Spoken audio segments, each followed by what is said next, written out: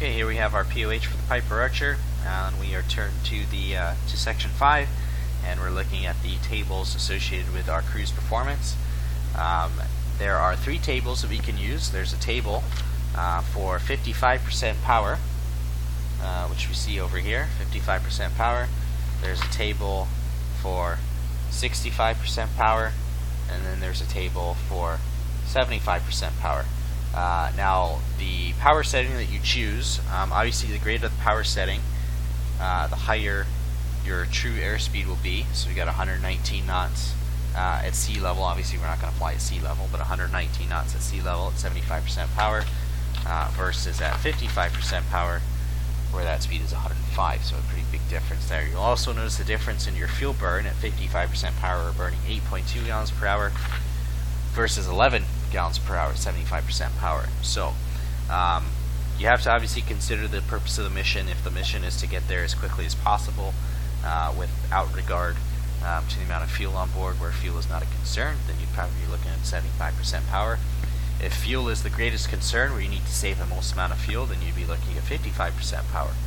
If neither are of great concern, then I would suggest using the table for 65% power, which gives you the best of both worlds, gets you there within a reasonable amount of time, and also without burning all of your fuel at the same time. So we'll go ahead and use the values for 65% power. We said we're going to cruise at 4,500, so we have values at 4,000, we have values at 6,000. At 4,500 we said the temperature is -1 degrees. We determined that based on the forecast at 6,000 and the standard lapse rate. If you notice on the chart here, there are temperatures. So this column is the standard atmosphere, degrees Celsius and degrees Fahrenheit. If you recall, the standard atmosphere at sea level is 15 degrees Celsius, so that's indicated right here. So the standard temperature at 4,000 would be 7 degrees Celsius. The standard temperature at 6,000 would be 3 degrees Celsius. They have rows here for changes in that standard. So if the standard temperature is 15 degrees below standard, or if the temperature is 15 degrees below standard, then that would be a Celsius value of -12 degrees. We'll have to figure that out a little bit later, but first of all, let's try to interpolate our values at 4,500. We are concerned with our RPM setting and our true airspeed. So if we look at 4,000 and 6,000, we've got an RPM of 2430 at ISA -15, and we have an RPM of 2450 at ISA -15 at 6,000. So obviously at 5,000, then that would be 2440. Makes sense, right? If it's 2430 at 4,000, 2450 at 6,000, then it must be 2440 at 5,000. So I'm going to jot that down on a piece of paper before I forget. So keep in mind that's at 5,000 feet, and that was at ISA -15. At ISA 2450 at 4,000, 2470 at 6,000, therefore it must be 2460 at 5,000, where the temperature is standard. We'll do the same thing for true airspeed as well. So we've got 115 at 4,000, 116 at 6,000, therefore at 5,000 must be 115.5.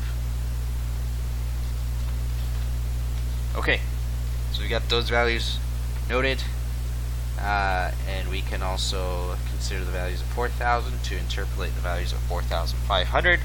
So again, the values of 4,000 from the chart: 2430, 2450, and 115.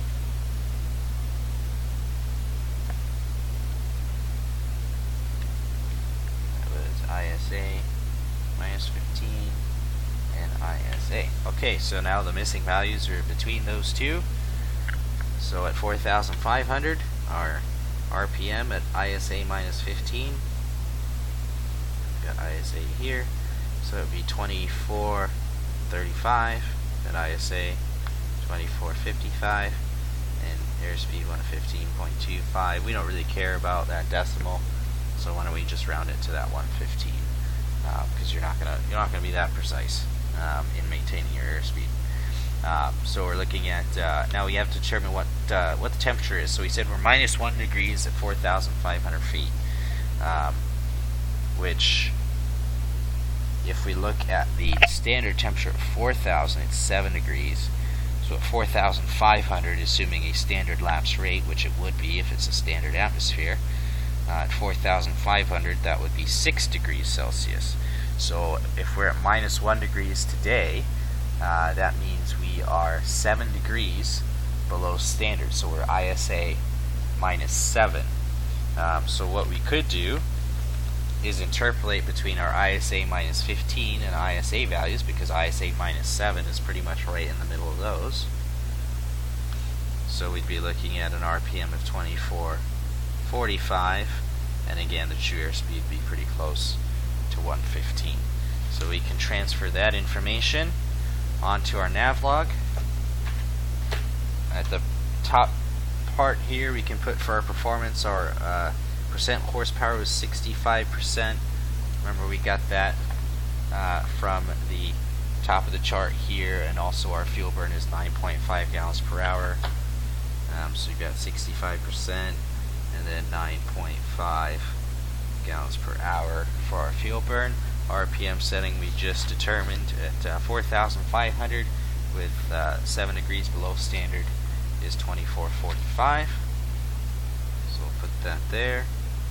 2445 RPM. Manifold pressure, we don't have that in our aircraft. That's if you have a constant speed propeller or a turbocharger.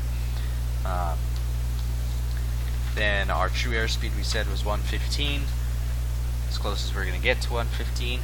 Now there is a trap that's very easy to fall for, which I've fallen for many times. If we look at the chart, keep in mind at the top of the chart there's an asterisk, 2 asterisks for true airspeed. So if we look for those 2 asterisks at the bottom here, it says subtract 3 knots if wheel pants are removed. Wheel pants are designed to reduce drag created by the landing gear. We do not have those installed in our aircraft at UND, so we need to subtract 3 knots from our calculated true airspeed. So instead of 115, our true airspeed will be 112. So because we are using the same altitude, same power setting along the entire route, it'll be the same true airspeed along the entire route as well.